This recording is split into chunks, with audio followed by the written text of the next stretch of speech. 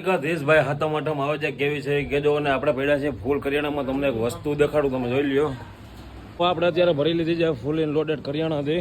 રાખી દીધા છે ઇનોવામાં નહીં, વધારેની સીટમાંથી ગીટુના વાચગા અને અહીંયા છે લોટના કટા વાહેના ભાગમાં.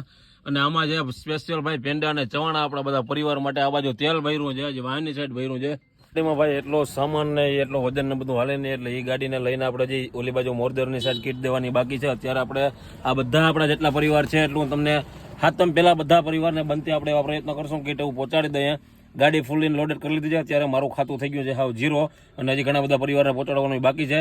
તો બનતા મિત્રો આમાં કરિયાણાની અંદર સપોર્ટ કરજો. અને મારા એક મિત્રો છે આપણે જામનગરની અંદરથી, તો જામનગરની અંદરથી એક મિત્રએ ડાયરેક્ટ એક પરિવારને કરિયાણું ત્યાં ડાયરેક્ટ કરી દીધા, પહોંચાડી દીધું છે.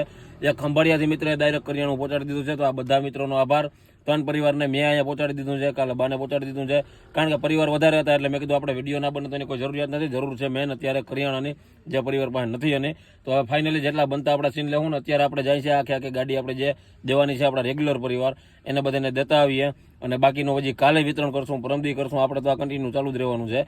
એટલે બધા મિત્રો જે કંઈ થાય એ ફૂલની તો ફૂલની પાકડી સહયોગ કરજો. બાકી બધા મિત્રોનો દિલથી આભાર. વિડીયોને શેર કરજો, જેથી કોઈ મિત્રો એમાં 2-5 હજાર રૂપિયા નાખી શકે તો એકાદા પરિવારને પાછું ભાઈ 3100 રૂપિયાનો ખર્ચો આવે છે કરિયાણું પહોંચાડવાની અંદર, એનો તમામ સામાન સાથેનો. તો એ આપણે કોઈ પણ 2-5 મિત્રો કદાચ આમાંથી કોઈ મદદ કરી દઈએ અને 2-5 પરિવારની જવાબદારી લઈ લે તો આપણે થોડો ઘણો ફેર પડે. હાલો અત્યારે વધારે વાત નહીં કરું, કારણ કે સમય થોડોક ઓછો છે, ફટાફટ પહોંચીએ.